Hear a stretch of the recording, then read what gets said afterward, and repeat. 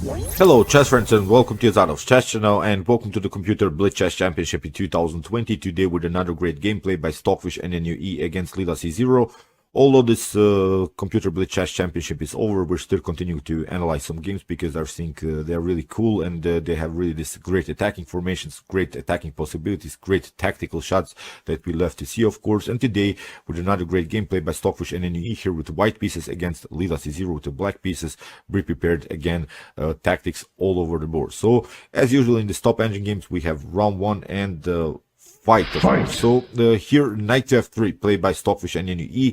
G6 we have e4, knight to f6. This was still this pre-arranged line, very risky, similar to the Alekhine defense where we're exploiting our knight, then allow white some attacks against the knight, but then we want after the move e5 to break white pawn chain with some d6 ideas and maybe even some c5 ideas. So in the game knight to h5, the knight comes on a very strange square here on the edge of the board. G4 doesn't bring you so much immediately because still we have a good square for a knight. Knight to G7 where the knight could jump then maybe in long terms after potential H5, breaking the pawn here on G4. If the pawn moves on G5, then we could really cement our position around the square F5.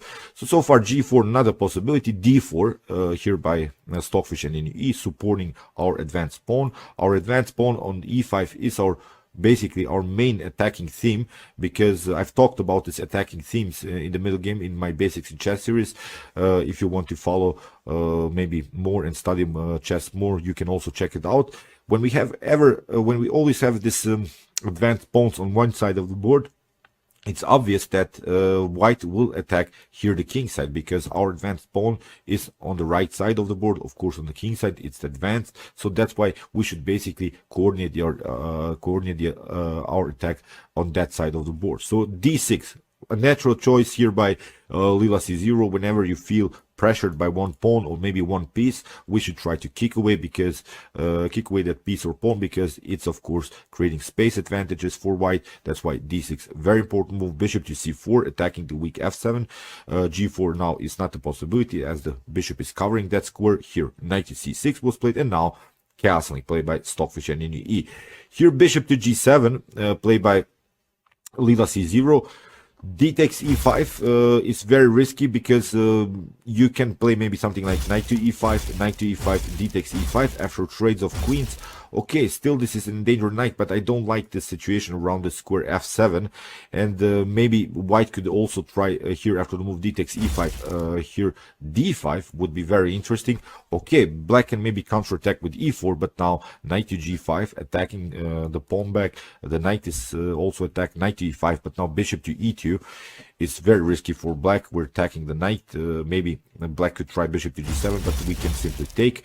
And black should probably in this continuation maybe try something like h6, kick away the queen, kick away the knight, and then maybe try something like bishop to f5, bishop to g6, maybe then queen to d7 and queenside castling, because kingside castling in this particular case is not an option. The king is simply too endangered. The king is naked here. We have already weakened the pawn structure too much. So here after the move castling, Lila C0 tried to move g7, bishop to g7. Now there are g4 possibilities, but you have to support this g4 further. That's why here knight to g5 played, and we're threatening now to trap the knight with the move g4. In the game castling was played by Lila C0. We have to also protect our f7. So castling, we have g4, h6, counterattack by Lila C0. We have g takes h5, h takes g5, and now of course h takes g6. We have now really the tension around the square f7 you cannot take. That's why Lila C0 counterattacked with the move d5, locking finally this long diagonal light course. But of course we have now this in between check. This Zwischenzug g takes f7 comes with check, rook takes f7, and now bishop to e2. So let's stop and evaluate the position. White is up one pawn. White has, I think, better position. Although white is also here this light square problems in front of the king, but at least we have still the light square bishop on the board, which can be a very protective piece. Black's king is also endangered. We should also notice that. So far it's really a wild game, and what we want to do is somehow, of course, support further our d4 pawn. The d4 pawn is basically the cornerstone of our attack, because the d4 pawn is supporting our e5. The e5 is, as I said, our main space advantage. So far I think white is really here a comfortable game. The g5 is also hanging, so in the game bishop to h3 play by Lila c0, attacking the rook, and here Stockfish and NUE is really greedy to sacrifice the rook for the exchange. Play simply bishop to h5, rook to f8, and now simple a4. What's the idea about this move a4? When we have noticed, as I said in the beginning, our e5 pawn is our main space advantage. We should attack, as I said, the king side. So it's obvious that black will try at least a counterattack on the queen side. So that's why this a4 move is at least blocking for a while a potential attack by black on the queen side. So that's why it's a very, very cool and pragmatic and prophylactic move by Stockfish and NUE, never allowing to create black to create dynamics on the queen side. And now after even a rook sacrifice, we can maybe play something like rook to a3, rook to g3, c3, we'll really bishop to e3, knight to d2, really bringing first the pieces on the best squares. And I think even if you grab the rook, still you don't have, I think, such a good position here from black's perspective. So queen to c8, Lila c0 doesn't want to take immediately. The rook wants to sneak in with the queen further, wants to get some kind of a new attacking piece in the game. Rook to a3, as I said, very nice rook lift. You see the tactics are really all over the board. Bishop to f5, f1. Finally, we have bishop to g4, also an intermediate attack by Stockfish and NUE. And now Lila c0 tries to save a little bit this bishop, because after queen to e2, knight to d4 could be the possibility. So that's why bishop to e2 was played, and now queen to f5 by Lila c0. We have bishop to e3, supporting really our d4 pawn, but also our f2 pawn. Now the bishop is a little bit blocked out, but it's at least a good defensive piece. Still, we will find a way with this knight into the game. Maybe here knight to d2, knight to f1, knight to g3, knight to h5 is a possibility. Rook to b2, rook to b3 attacking this one, c3 protecting everything. Even the trades of queens is possible, because I don't think that black has so many good counterattack possibilities. As I said, our main positional goal is to support here the pawn chain, and because the bishop is supporting this, I'm not seeing good counterattack possibilities also here for black on the queen side. So knight to d8, Lila c0 is desperately trying to maneuver some pieces here towards the king side to get more defense ideas. And as I said, maybe also c5 idea could be a possibility to finally create some kind of a dynamic on the other side of the board. In the game, bishop to g4 attacking the queen, queen to g6, and now queen to d3. This wasn't played in the game, but let's see. If you play queen to d3, it's not a problem. Rook to d3, maybe you can try c5. But now bishop to g5, simply grabbing this pawn. This is the main weakness. After something like c takes d4, we can support again with the new pawn our main strength. As I said, it's the advanced pawn on e5, and still this pawn on d4 is hanging. Maybe you could try knight to c6, but now bishop to e6 is very risky. Then you lose out this pawn. We can take out maybe then the knight, then maybe also take out this pawn, support it further with c3. And I think when we maybe connect these three pawns here in the center of the board, then we should simply search for f5 motifs, and I think black is simply lost. So trading off the queens is not a good option here for black. Black tried queen to h6, knight to d2, we have knight to e6, and now knight to f3. As I said, black has troubles. White will find always ways into the game with these minor pieces. We have knight to f4, very nice cementing move by Lila c0, cementing this knight on a very, very active square. And now queen to b5, played by Stockfish and NUE, trying maybe some bishop to f4 ideas, queen to d5. In the game, king to h8, getting out of the potential range, and now queen to b7. Stockfish and NUE grabs a pawn. Now there is really no queenside activity possible. You could maybe try rook to b8, but maybe you risk again here a new pawn move. Here queen takes c7. This was played in the game, so you're losing simply too much material in the game. Rook to b2 was played by Lila c0, but now Stockfish simply forces the trades of rooks. This what you do here in the game, rook to a2. When you're maybe on the passive side, you don't want to trade off more pieces. Rook to a2 comes now with the idea to create maybe a very dangerous check on a1, but Lila c0, but Stockfish, pardon me, plays a very, very aggressive move, h4. So Let's see the possible continuation. If you try g takes h4, this wasn't played in the game, but now queen to e7, we can simply attack the h4 pawn.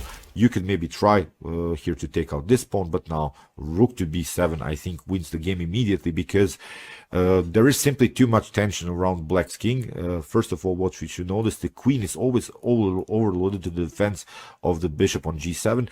The queen is also overloaded here to the defense of the h4 pawn, and we have also the possibility in some occasions bishop to f4. You see, maybe also to try to grab out this pawn somehow on d5. So as I said, here really bad position. We could also try knight to g5, maybe something like knight to f7, so everything is glued together here by white. You can maybe try one check, it's not the point about that, but then king to h2, simply nothing is going on here. Basically our opponent's pawn is protecting us from some queen attacks, which is really a cool defensive setup here by white. So in the game, after the move h4, we have rook takes a4, rook to b1, queen to a6, and now h takes g5. We have queen to g6, and now king to h2, hiding our king. Queen to e4, and now queen to e7. Really, you see how compact this position by white is. Everything is glued together. The bishop is protecting the knight, the pawn is protecting the bishop, this bishop is protecting this pawn, the knight is protecting the pawn. Everything is like cemented, glued together. No counterattack possibilities here for black. In the game, knight to g6 was played, and now queen to e6. We have knight to e5, a desperate try here by Lila c0. We'll give that. This was pathetic sound. That was so after knight to e5, nothing special is going on, because what Lila c0 has noticed is this tactics on the fourth rank, but it's not a problem. Still, we can take knight to e4, the bishop to e4, and now king to g1. If you try, still I think even you can take queen to e5, queen to e5, d takes e5, maybe bishop to g4, rook takes bishop on g4, but now f4 cements really these three connected pawns. You could maybe try d4, but now after king to h3, attacking the rook, you could maybe give up back the exchange, rook to f4, but now rook to e1, I think, wins the game. We have this supported pass pawn, we have another pass pawn. The king will always be deflected to defense of this one. Then we can play much more freely with our king here, sneak in maybe to h5 and then push another pawn. Here the most important thing is that the rook is protecting also this potential promotion on the first rank, so that's why it's also a winning endgame. But here Stockfish played, of course, a more accurate move, king to g1. We have bishop to g7, and now queen to e4, d takes e4, and now c3.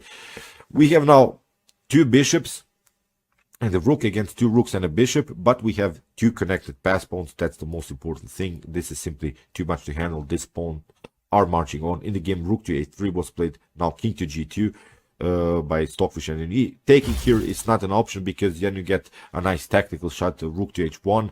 You have to play king to g8, and now bishop to e6 again wins the game immediately. So here, after the move king to g2, king to h7, getting out of this potential attacks. We have rook to b7. We have rook takes c3, but not a problem. We can take out this pawn. In the game, king to g6. No, you're not going into the game with your king. Very nice move by Stockfish. Never allow this king to come somehow here on the king side. Very important move, kicking away again the king to h7.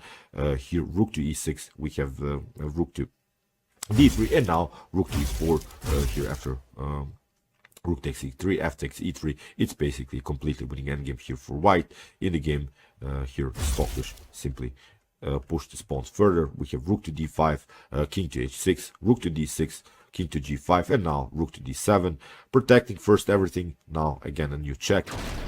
So now very important, and here in this position it's game over. We have grabbed the bishop, and after a couple more moves, Lila c0 forfeiting game. So very nice attack again by Stockfish and NUE. Really incredible tactics again all over the board, sacrificing the exchange in an early stage of the game, really to create new dynamics in the game. Really nice attacks. It was maybe a bad opening choice here that was pre-arranged by this chess.com, but okay, still, of course, these engines have to play these bad openings in order to maybe attract more viewers with some great tactical shots like this, like in this game. We'll continue now to follow more games by Stockfish and NUE and Lila c0. As I said, the TCEC season 20 is going on now these days, and it started now. with the first, this fourth division, then this third division, then the second division, then we'll have this Premier Division, and again, then we have the Super Final. I think Stockfish is for sure there. We'll see who will battle maybe against the Stockfish and the Engine in the finals of the TCEC Season 20. So, okay, I hope that you enjoyed this game. I really enjoyed it a lot. If you want to see more attacking brilliancies like this, check out my Commented Chess Games Played by Computer series. Here's the link. And if you want to see the humans battling in their best chess games, check out my Best Chess Games of All Time series. Here's also the link. And if you like this content, you can also subscribe to my channel. See you soon with more videos, and chess is the best, of course.